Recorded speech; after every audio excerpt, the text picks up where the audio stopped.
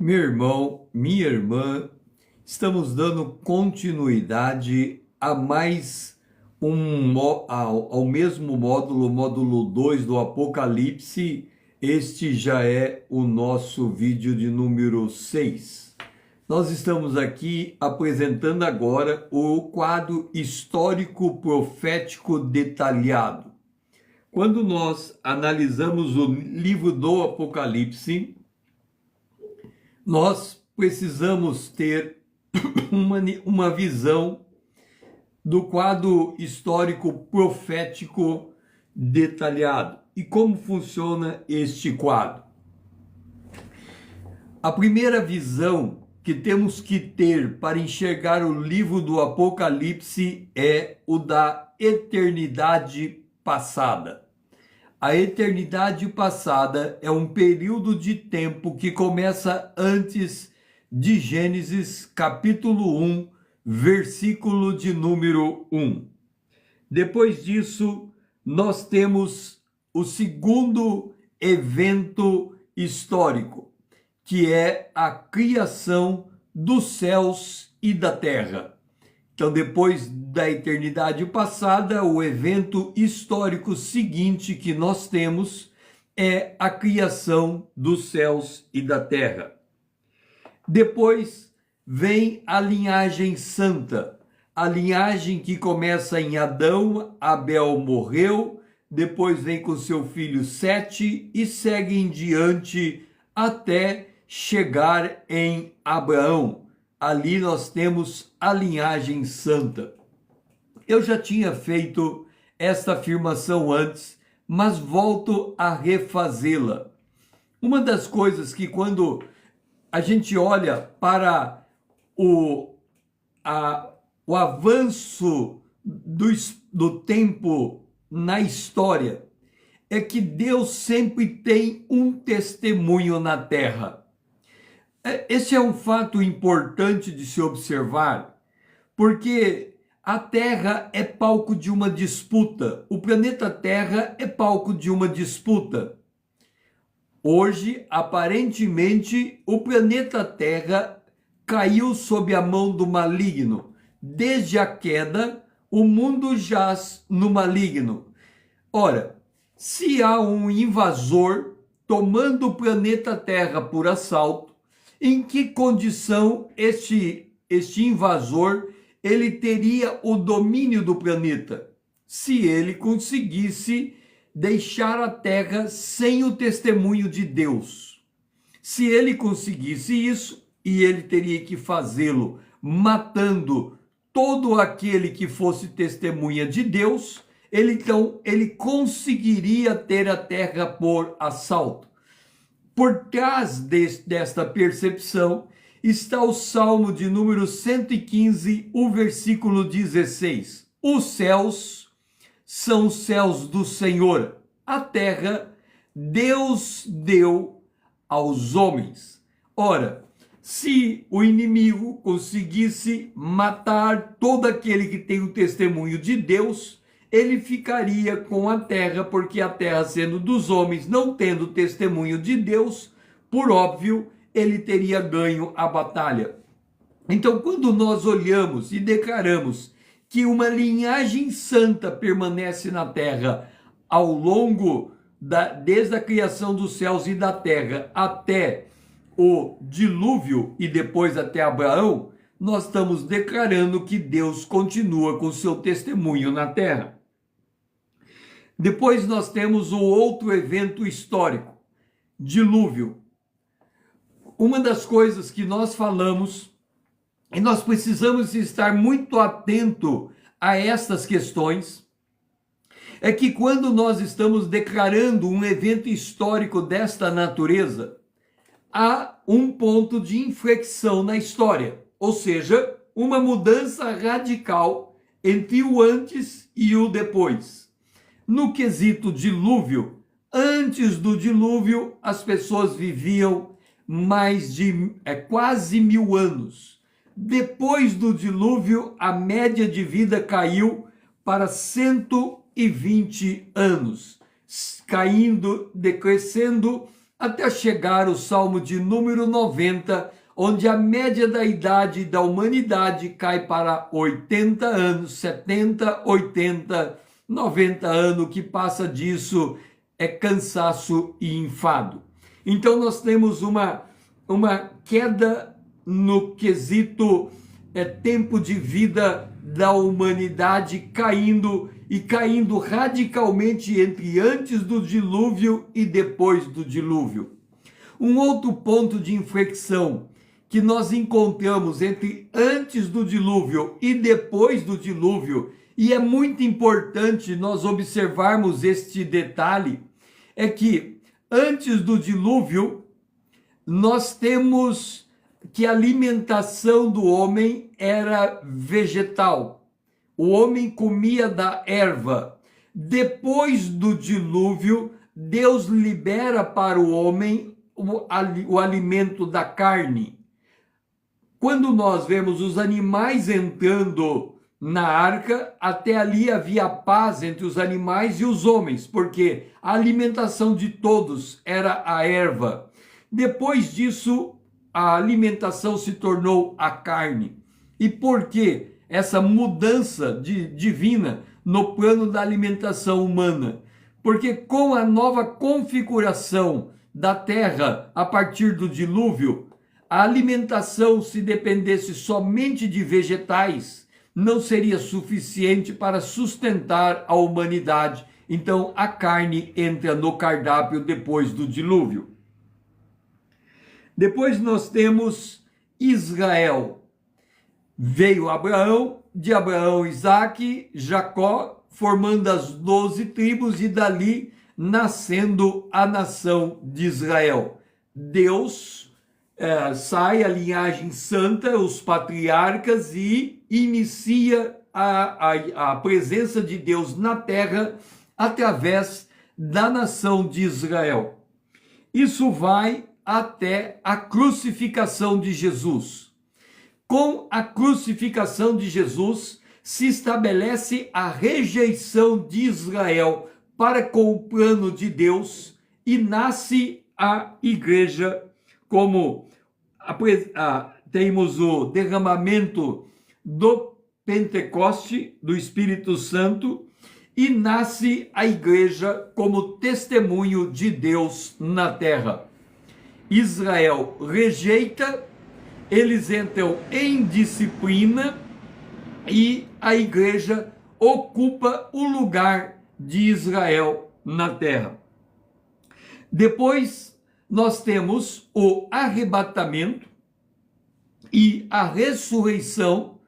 Nós temos a ressurreição e o arrebatamento. Assim, a igreja é retirada da terra, os mortos ressuscitam primeiro e inicia um período de juízos proclamado no livro do Apocalipse. Depois de uma sucedânea de juízos, formado por selos, formado por trombetas e formado por taças, nós vemos a volta de Jesus Cristo com a igreja. Ele prende Satanás, o amarra, e o mundo, e aí inicia o reino milenar de Jesus.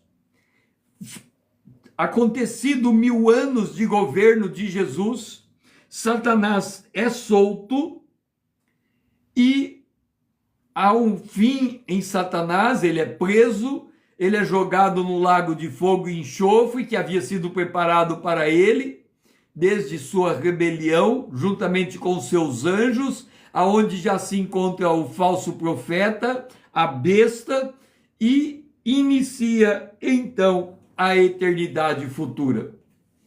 Esta é a linha profética histórica básica que nós temos nas Escrituras com uma relativa clareza. Estes elementos que nós temos aqui são os marcos que nos dão segurança para nós colocarmos os demais elementos proféticos no seu devido lugar. Se você tem segurança desses eventos históricos proféticos, você não terá dificuldade de compreender as outras peças do quebra-cabeça.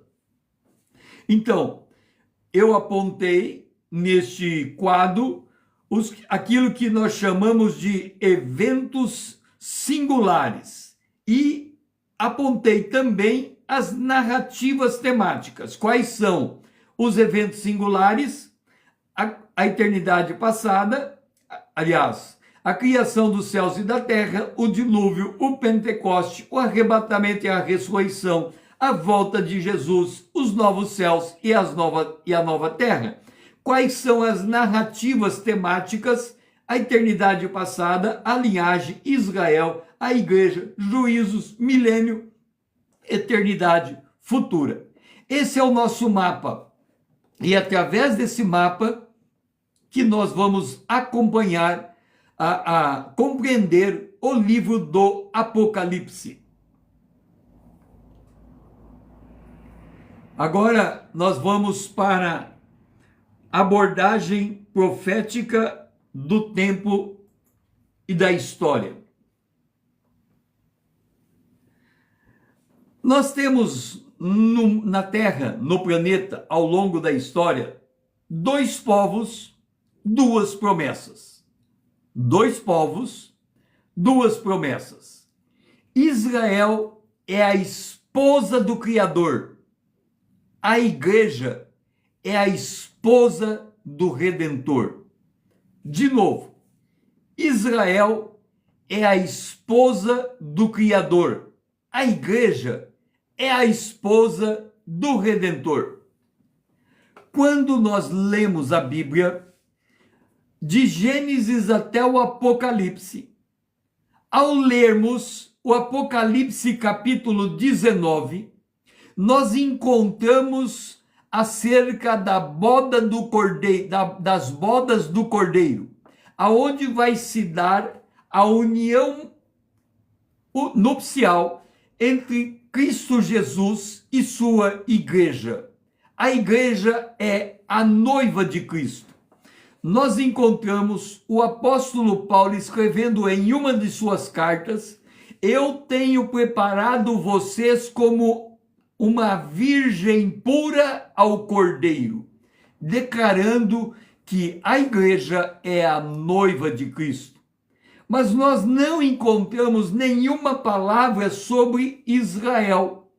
No entanto, o profeta Isaías diz que o Criador é a tua esposa, ou seja, Israel é a esposa do Criador. Agora, se você entender esse quadro, você vai entender a cidade do Apocalipse, a cidade de Jerusalém, a nova Jerusalém. Por quê? Porque quando nós olhamos para a nova Jerusalém, ela é um cubo, ela tem 12 portas, e lá no centro da cidade, nós temos o trono de Deus e 24 tronos no centro da cidade. Agora, observa um detalhe. Na porta da cidade do Apocalipse é o nome de cada uma das 12 tribos de Israel. Lá no centro da cidade do Apocalipse, nós encontramos 24 tronos, 12 tribos de Israel, 12 apóstolos, 24 tronos.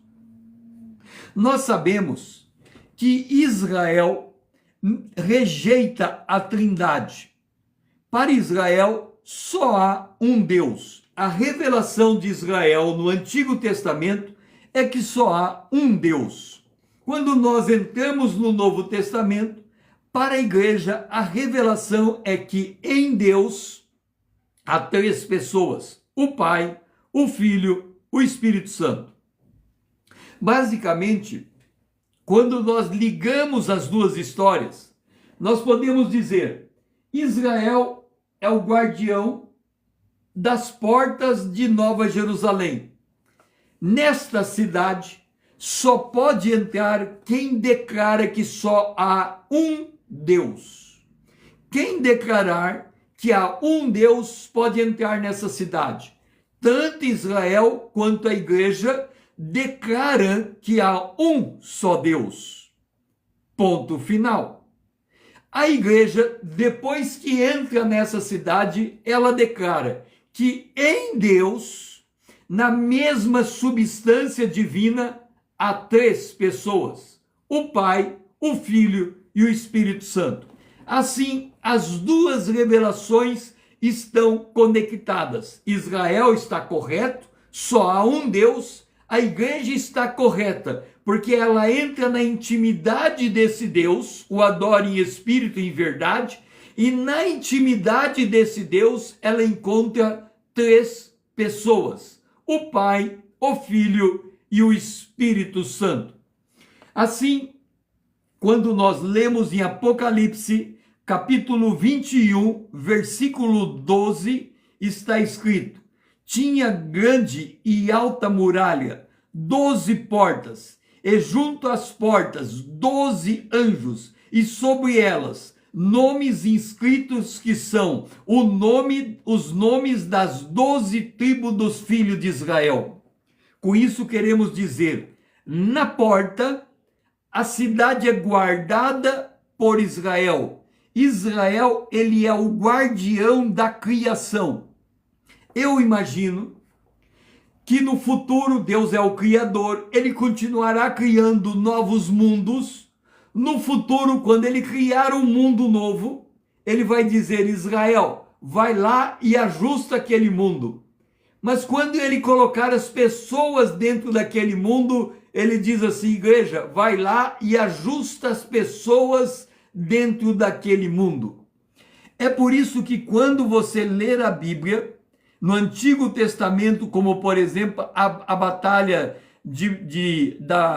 da juíza Débora e de Baraque, nós vemos que a batalha de Israel foi cravada até as estrelas. Por quê? Porque quando Israel se movimenta no campo de batalha, todo o universo se configura naquela batalha junto com Israel. Israel, ele movimenta a criação junto com ele. É por essa razão que nós encontramos judeus como os homens mais ricos do mundo. Porque se tem alguém que entende da criação, estes são os judeus. É por isso que entre os cientistas mais inteligentes do mundo são judeus. Porque se alguém entende da criação, estes são os judeus. Agora, quando nós olhamos para o Apocalipse capítulo 21, versículo 14, nós lemos: a muralha da cidade tinha 12 fundamentos, e estavam sobre estes os 12 nomes dos 12 apóstolos do Cordeiro. Então, nós encontramos as 12 tribos de Israel, os 12 apóstolos do Cordeiro. Por isso, nós, quando entramos dentro da cidade, lá no centro da cidade, encontramos 24 tronos. Apocalipse capítulo 4, o versículo 4. Ao redor do trono há também 24 tronos, e assentado neles 24 anciãos, vestidos de branco e cuja cabeça estavam coroas de ouro. Então aqui está a confluência das 12 tribos, dos 12 apóstolos sentados em 24 tronos. A abordagem do Apocalipse de João. Aqui está, vamos refazer novamente o caminho profético histórico para introduzirmos elementos do Apocalipse de João. Então nós temos a eternidade passada, depois nós temos a criação dos céus e da terra, depois nós temos a linhagem santa, seguido do evento dilúvio, depois a formação do Estado de Israel, depois a crucificação de Jesus, o surgimento, o derramamento do Espírito Santo, aí nós temos, aqui nesse ponto, nós temos as coisas que são. Então, quando lemos Apocalipse capítulo 1, o apóstolo João é instruído a escrever as coisas que são, as coisas que são, as coisas que ele viu, as coisas que são e as coisas que depois dessas hão de vir. Quais são as coisas que ele viu? São as coisas do seu tempo histórico. Ele estava na ilha de Patmos, ele tem uma visão. Nessa visão ele enxerga toda a estrutura, todas as visões do livro do Apocalipse que ele narra e entrega para nós. São as coisas que ele viu e as coisas que ele estava vivendo naquele seu momento histórico. Essas são as coisas que ele viu. Depois, nós temos as coisas que são. Quando ele escreve o livro do Apocalipse, ele coloca o capítulo 1, as coisas que ele viu. O capítulo 2 e o capítulo 3 são as coisas que são. Ele escreve as 7 igrejas do Apocalipse. Então nós temos a era das igrejas. As 7 igrejas do Apocalipse, conforme elas estão no Apocalipse de João, elas podem ser lidas de três maneiras. A primeira, 7 igrejas que existiam nos dias de João e o Senhor está encaminhando mensagens àquelas 7 igrejas que existiam nos dias de João. Primeiro ponto. A segunda leitura que nós temos das 7 igrejas do Apocalipse, que elas são 7 igrejas em 7 períodos históricos que vão desde o derramamento do Pentecoste, do Espírito Santo, até o arrebatamento da igreja. Ou seja, é a história da igreja vista em 7 eras que retratam a condição da igreja ao longo dos séculos. Essa é a segunda leitura.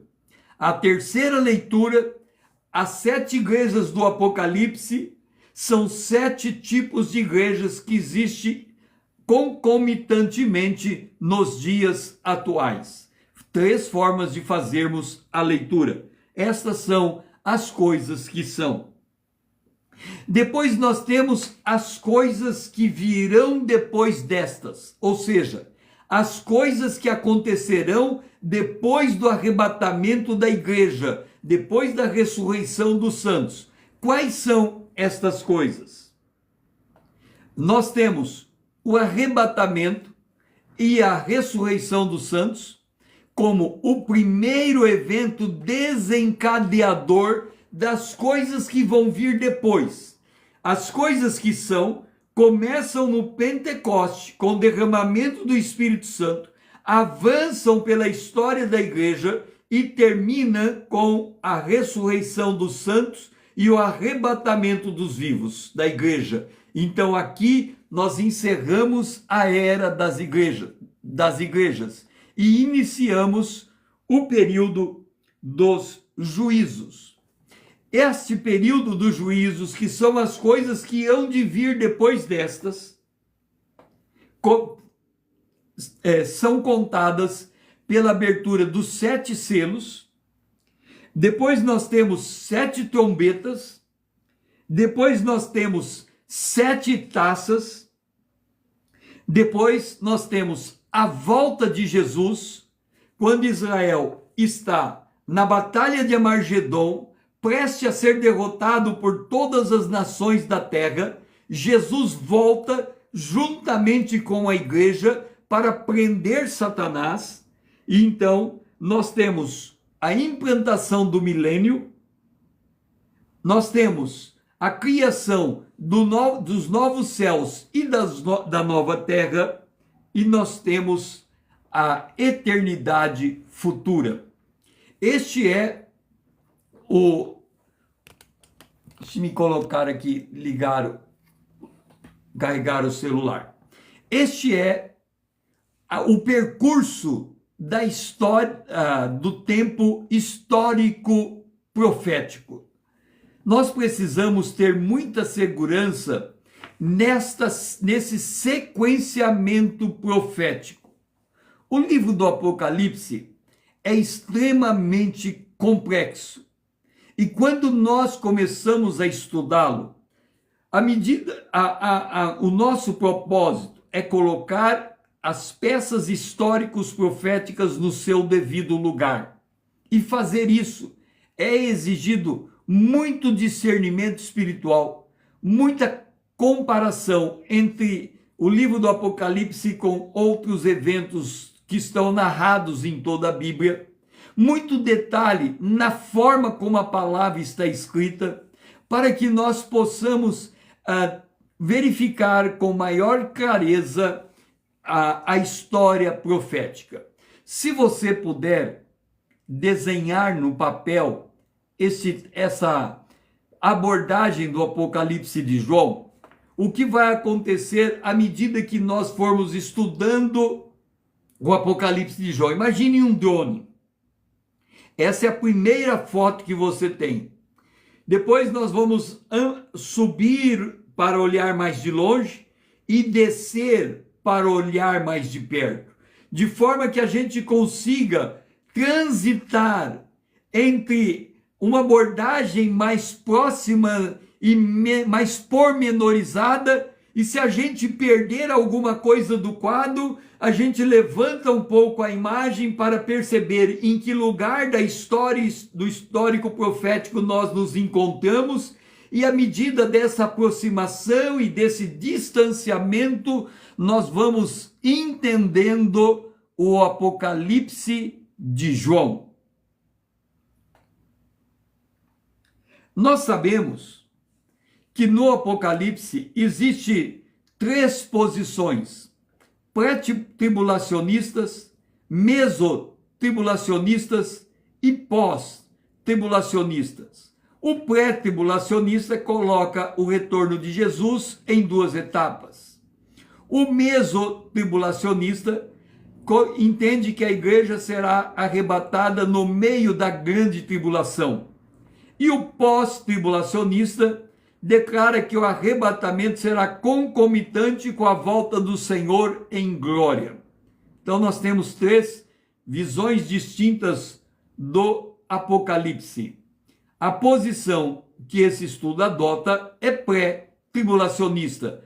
O arrebatamento da igreja é condição sine qua non para que os selos sejam abertos, as trombetas sejam tocadas e as taças sejam derramadas. O Senhor precisa tirar a igreja da terra para que possa tratar tão somente com Israel. Como a igreja é sua noiva, ele retira sua igreja da terra e depois ele trata com todos aqueles que não conheceram a Cristo e todos aqueles que são desobedientes ao Evangelho, juntamente com Israel, que permanecerá na terra para esse tempo de juízos que o Senhor tem preparado para a humanidade. O roteiro das coisas que João viu. Nós vamos ver o significado das profecias e suas implicações. Nós vamos entender como o texto profético é estruturado. Nós vamos entender o escopo da redenção. Nós vamos entender os personagens proféticos, a igreja, o Deus Trino, Israel, Satanás e as nações. O roteiro das coisas que são. Nós vamos conhecer a história da igreja cruzando os séculos.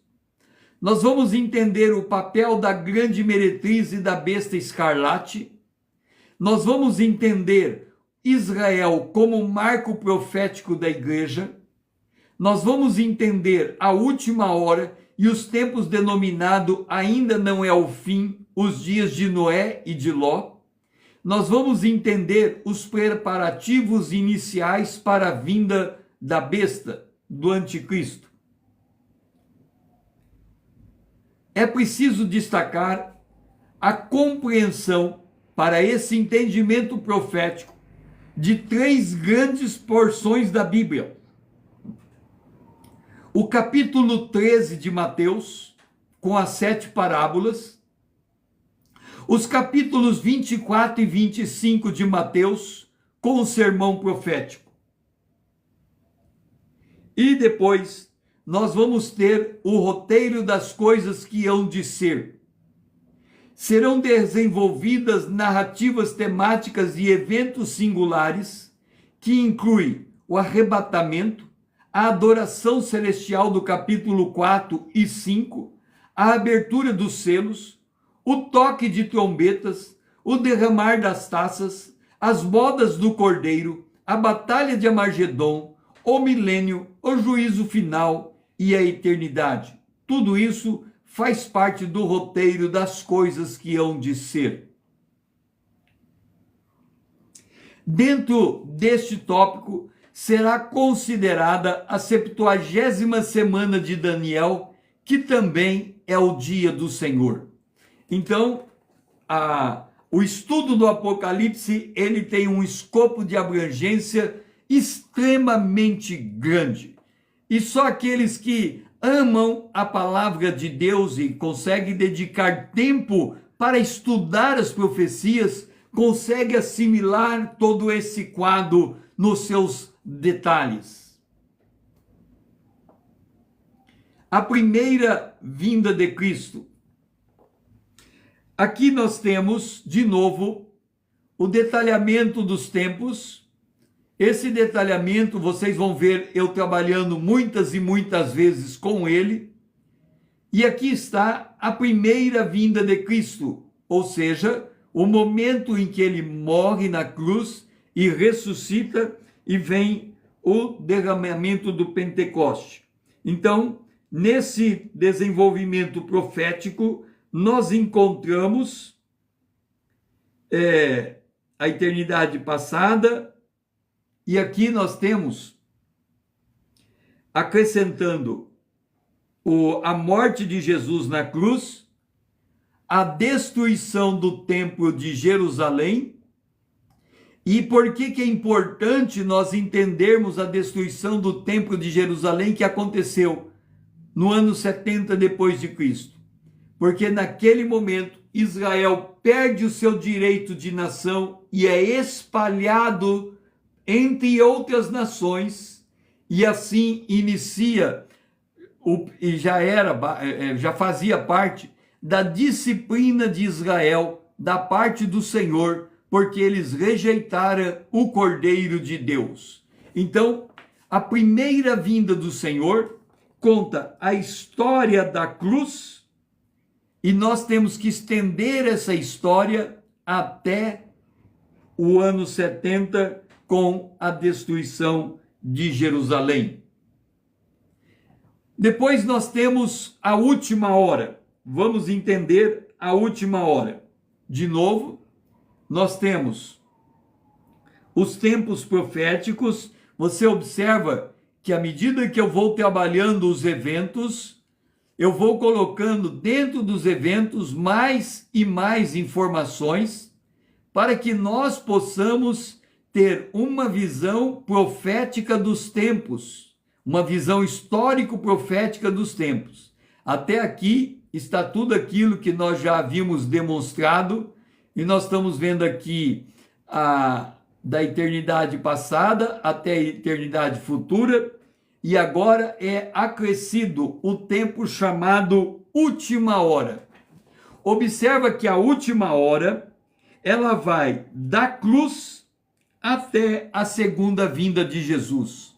Este é o tempo chamado última hora, da cruz até a vinda de Jesus. Agora vamos entender a porção de tempo chamado os últimos dias. Então aqui nós temos de novo a história se formando. Observa que à medida que nós vamos vendo a história se formando diante dos nossos olhos, nós temos que entender que nós temos que assimilar cada vez mais e mais informações. Aqui nós temos a última hora e aqui nós temos os últimos dias. Quando que começa os últimos dias? Ele começa da cruz e vai até a abertura do sétimo selo. Os últimos dias, ele vai da cruz até a abertura dos sétimos selos.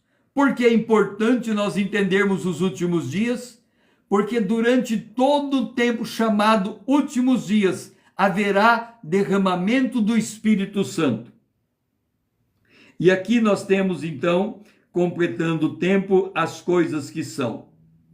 E nós temos as coisas que depois dessas hão de acontecer. Então, nesse quadro, nós acrescentamos a tudo aquilo que já havíamos acrescentado no nosso quadro profético, a última hora e os últimos dias. Agora vamos entender a 70ª semana de Daniel.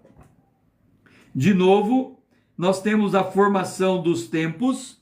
Você vai observando que os tempos vão sendo formados, mais e mais eventos são acrescidos nessa formação de tempos. Por isso que nós precisamos estarmos muito atentos a todos esses eventos proféticos. E quando nós introduzimos a 70ª semana de Daniel, aqui está a 70ª semana de Daniel, nós estamos falando do dia do Senhor.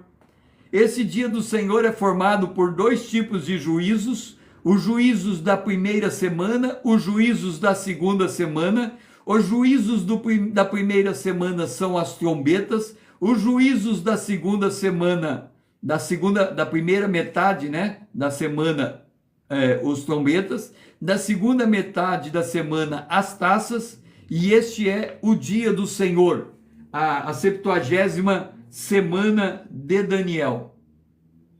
E agora nós temos o encaixe do dia do Senhor. Observa que novamente os tempos estão sendo formados e aqui nós temos a 70ª semana de Daniel, que é também o dia do Senhor. Observa que quanto mais informações nós obtemos das Escrituras, mais volumoso se torna o quadro profético. No entanto, se nós não perdermos de vista os marcos temporais, nós entendemos e sabemos encaixar cada um desses tempos proféticos. E quando nós estamos lendo esses tempos proféticos na Bíblia, olhando para o mapa, olhando para a sua cronologia, nós compreendemos melhor o que a palavra profética está nos transmitindo. Nós temos também o período chamado hora da provação. Então, de novo, nós temos aqui a formação de todos os tempos e aqueles todos os eventos que nós colocamos e a hora da provação. Quando que acontece a hora da provação? No período da abertura dos 7 selos, o período anterior à semana de Daniel e posterior ao arrebatamento da igreja. Este é o período chamado última hora. Depois nós temos a grande tribulação. E a grande tribulação, nós estamos aqui colocando todos os tempos de novo.